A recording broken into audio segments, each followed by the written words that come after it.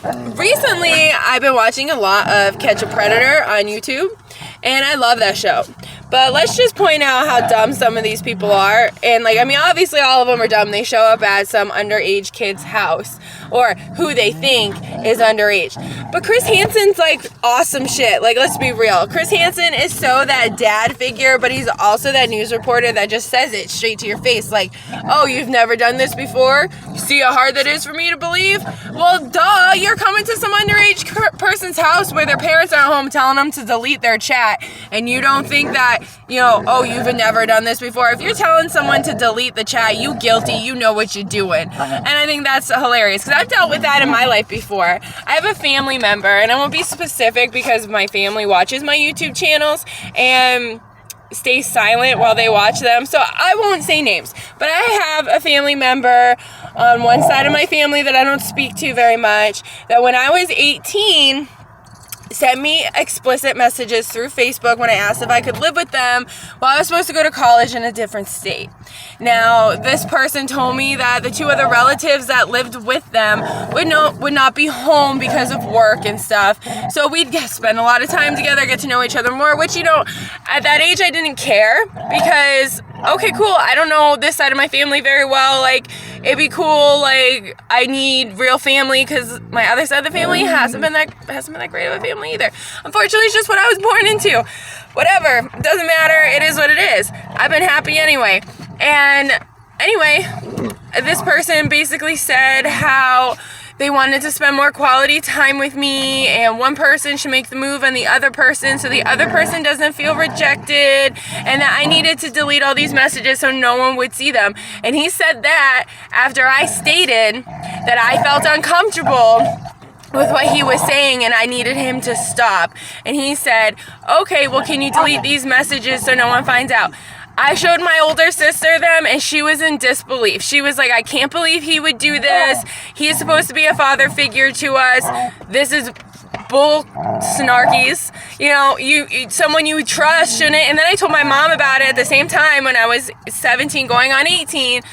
And she was like, that's disgusting. Are you serious? I trusted him more. I thought he would be there for you, and he really did this.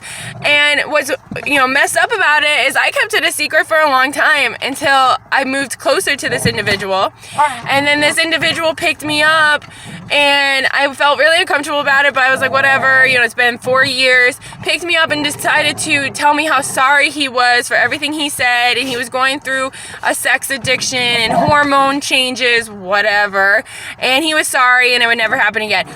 Okay, I want to talk about this. And he ended up talking about the whole ride, which is just, I don't want to be in the car with you, but I dealt with it.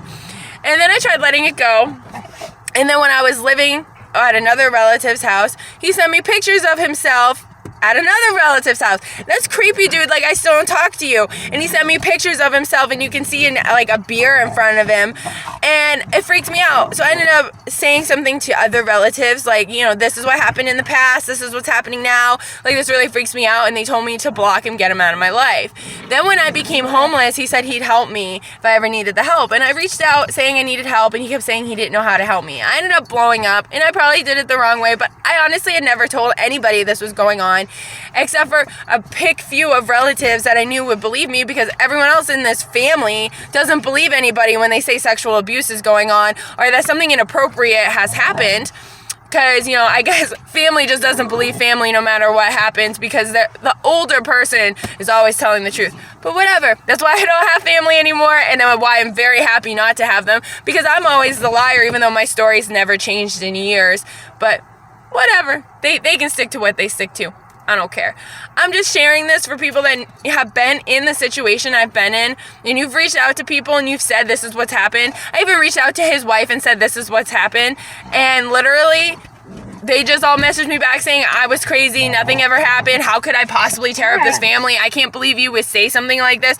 So, to everyone that's been through sexual abuse, has been through intimidation of sexual conduct through family or friends or relatives or coworkers, anything, make sure you say something, talk about it. And if someone doesn't believe you, F them. Seriously, Bye, peace, stay out of my life. I don't really care how you feel about me. I know my truth more than you do. And you know what? I want everyone to feel secure in telling that truth because you know what you've been through.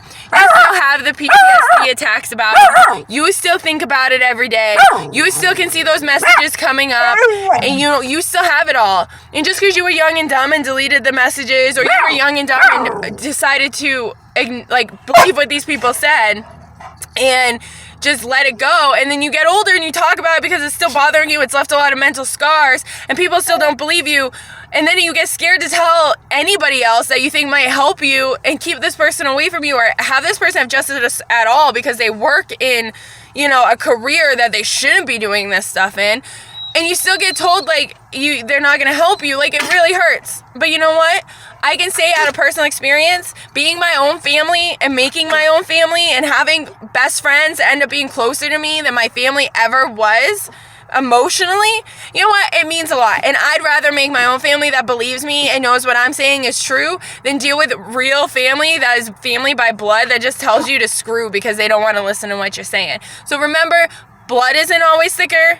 Water sometimes is. Unfortunately, pick your family. If your family's treating you like poop and they don't want to believe what you're going through, they don't want to believe what has happened in your life, I don't need people lying on me. I don't need people lying that the things I've been through didn't go through, because I remember everything. To anyone that's ever hurt me, I remember everything. It's there. And I'm never going to let it go.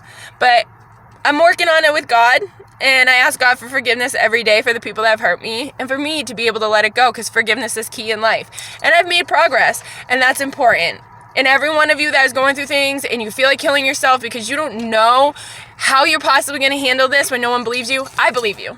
Talk to me. I'm here. YouTube's got message. If not, leave a comment. I'll find you on Facebook. We can talk. Don't be scared. You need someone to talk to because you upset. There's stuff going on in your life. I'm there. Just remember that. There is always someone there for you to talk to. Don't ever feel like you're alone. Even if family isn't there for you, you got somebody. There's always somebody there. So stay happy, be with God, pray for those doors to be open. And like I said, forgiveness is key. Forgive these people that have hurt you like I'm working on, because God will forgive you for your sins as you forgive others for theirs. You guys all have a great day. Remember, stay happy. Make that family great.